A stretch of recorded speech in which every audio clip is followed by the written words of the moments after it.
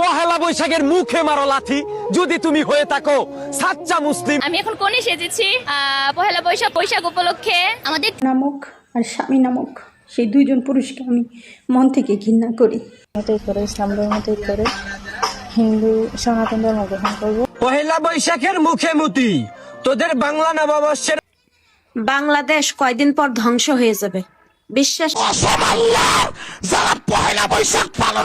আমি বাংলাদেশ, আমার কাছে কোনো অ্যাটম বোমা নেই, কিন্তু আমার দেশের আজাইরা পাবলিক এক একজন পারমাণবিক বোমা। পহেলা বৈশাখ মানেই নতুন বছরের শুরু। বাংলাদেশের কিছু পটাশিয়াম নিজেদেরকে ভাবছে গুরু। মুসলমান হয়ে জন্মেছ আবার পহেলা বৈশাখ পালন করতেও চাও। পহেলা বৈশাখ এলেই যাদের খুলে যায় ফতোয়ার ঝুড়ি, তারাই আজকে বাংলাদেশে করছে চুরি।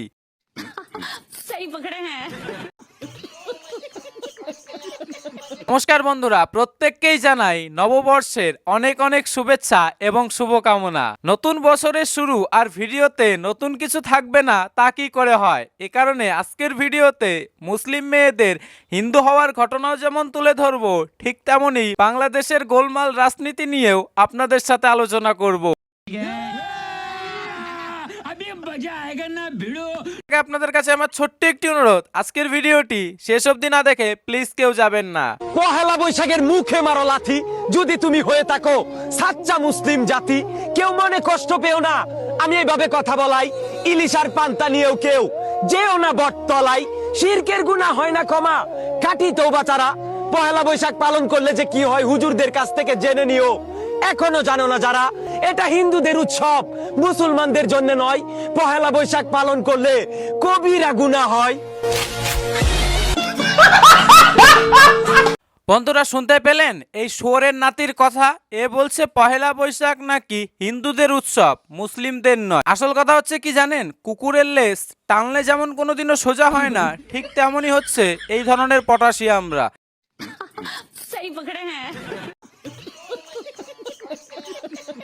শেখ হাসিনার কথা যে এই দেশের মানুষ একদিন মনে করবে, এটা আমরা কম বেশি সবাই জানি, কিন্তু ওমা এমন তাড়াতাড়ি যে সবাই এর কথা মনে করবো এটা কিন্তু জানতাম না। মানে কি একটা অবস্থা, কি কমু। তুমি আর কি কইবা সোনামণি, বাংলাদেশের জুলাই যোদ্ধারা শেখ হাসিনাকে দেশ থেকে তাড়ায়নি, তারা নিজেদের পেছনে নিজেরাই আগুন লাগিয়ে দিয়েছে। আমি বাংলাদেশ, আমার কাছে কোনো অ্যাটম বোমা নেই, কিন্তু আমার দেশের আজাইরা পাবলিক এক একজন পারমাণবিক বোমা। তারা অনলাইনে মুখের বোমা মাইরা সব ধ্বংস কইরা দেয়।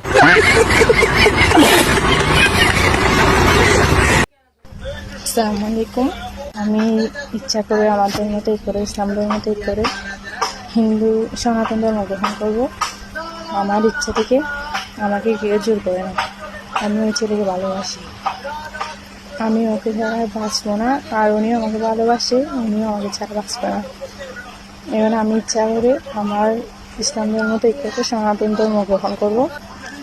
আর ওনাকে আমার লাগবে, ওনাকে ছাড়া আমি বাঁচবো না, উনিও আমাকে ছাড়া বাঁচবে না। শুনতে পেলেন বন্ধুরা, বাংলাদেশি একজন মুসলিম মেয়ে কি বলছে।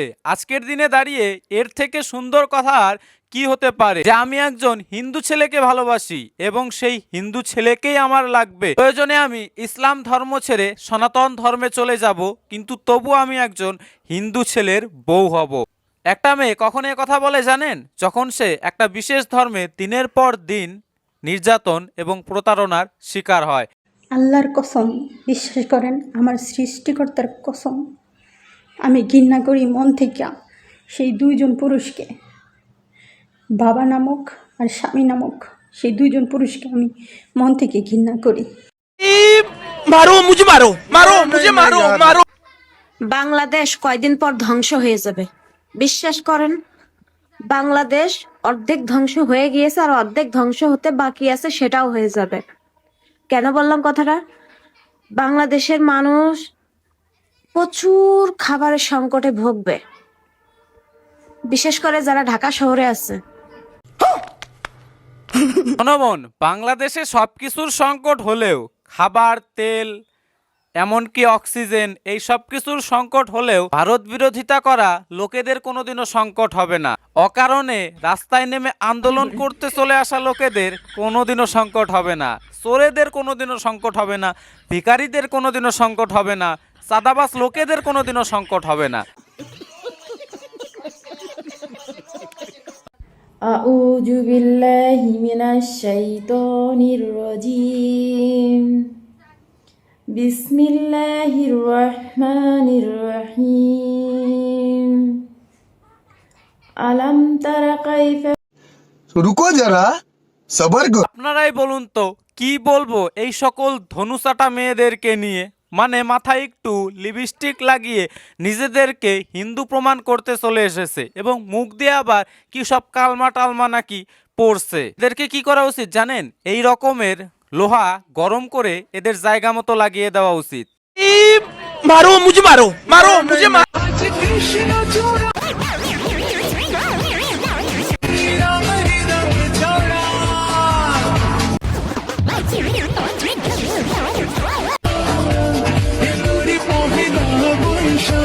বন্ধুরা এই ভিডিওটা দেখার পর আমার শুধু একটা কথাই বলতে মন চাইছে, हाय हाय इतना सुकून।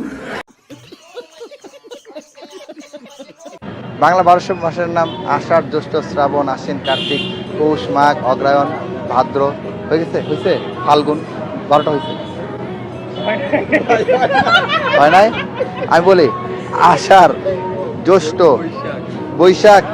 বৈশাখ, জ্যৈষ্ঠ, আষাঢ়, পৌষ। বন্ধুরা দেখলেন এই ইঁদুরের নাতির কি অবস্থা। যারা কিনা বাংলা মাসের নামগুলোই ঠিক করে জানে না, তারা কিনা আবার স্লোগান দেয় দিল্লি না ঢাকা, ভারত দখল কইরা ফালামু। পাকিস্তানের বীজ থেকে আমদানি হলে বাংলা মাসের নাম কিভাবে বলবে তুমি? তুমি পারবে? দাতলা, ফাতলা, মাকসুদ, ফাকসুদ, পাকিস্তান, আফগানিস্তান, পুচ্ছুত। পহেলা বৈশাখের মুখে মুতি, তোদের বাংলা নববর্ষের মুখে লাথি মারি। ভাই তোরা পহেলা বৈশাখ পালন করবি, ওকে ফাইন, ভালো কথা। ভাই তোরা জানিস না মসজিদ আমাদের ইবাদত গা, মসজিদ হইতেছে আল্লাহর বিধান। এইখানে কোনো তোদের বাপদের সংস্কৃতির বিধান চলে না। তোদের বাপদের সংস্কৃতির বিধান নিয়া তোরা মসজিদে যাওয়ার সাহস পাইলি কই থেকে?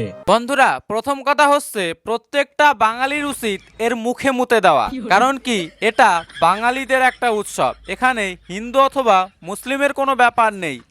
আর কোথা থেকে উর্দু প্রেমী এই মালটা এসে বলছে পহেলা বৈশাখ নাকি মুসলিমদের পালন করা যাবে না। ভারতে আমাদের সাউয়া মাও একেবারে ভাইয়া দেবে, বুঝো নাই? আসলে হারাম বলতে গেলে সবকিছুই হারাম। এই যে আমি যে আপনার সামনে যে কথা বলতেছি এটাও হারাম। এখন হারাম হালাল এগুলো ধরতে গেলে কিছু হয় না। বৈশাখের বিষয়টা একটু আগে দেখলাম যে কি হচ্ছে, হুজুররাও বের হয়েছে। এখন আপনি কি বলবেন বলেন? হুজুররাও হচ্ছে লাইন ধরে সুন্দর করে সারি সারি ভাবে যাচ্ছে। এখন তাদেরকে যদি বলি তাহলে এটা ওরা বলবে যে কি হচ্ছে এটা মব সৃষ্টি করা হয়েছে। বন্ধুরা বাংলাদেশের এই ধরনের শিক্ষিত মেয়েরা একদম সঠিক জবাব দিয়ে দিচ্ছে। জানেন তো পহেলা বৈশাখ যদি সত্যি হারাম হতো তাহলে হুজুরদের কথা বলাটাও তো হারাম, হুজুরদের বাইরে বেরোনোটাও তো হারাম। বলেন না যে রাজাকার পাকিস্তান চলে যা, তাদের উদ্দেশ্যে আমার একটা কথা। আরে ভাই ঈদ আসলে কিন্তু ওই পাকিস্তানের ড্রেসেরই কদর বাড়ে। মানে লাখ লাখ টাকা দিয়ে তখন পাকিস্তানি ড্রেস কেনার জন্য মানুষ পাগল হয়েছে। আরে কি সুন্দর পাকিস্তানি ড্রেস, হাই হাই, তখন তো পাকিস্তান পাকিস্তান করো কেন? হ্যাঁ শোনো ফুলটুসি মাইয়া, পাকিস্তানের জামা কাপড় কেনা আর পাকিস্তানকে আব্বা আব্বা বলে পাকিস্তানের ওইটা চাটাচাটি করা এক বিষয় নয়।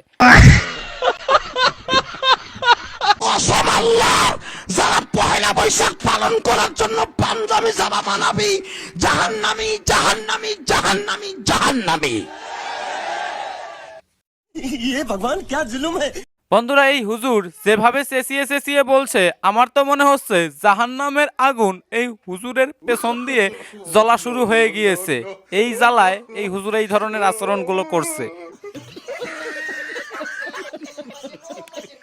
তো যাই হোক বন্ধুরা আজকের এই ভিডিওটা এখানেই শেষ করতে চলেছি এবং আজকের এই পুরো ভিডিওটি সম্পর্কে আপনাদের নিজস্ব কি মতামত তা অবশ্যই কমেন্ট করে জানাতে ভুলবেন না এবং কে কেমন ভাবে পহেলা বৈশাখ উদযাপন করলেন তা অবশ্যই কিন্তু কমেন্ট বক্সে জানিয়ে যাবেন।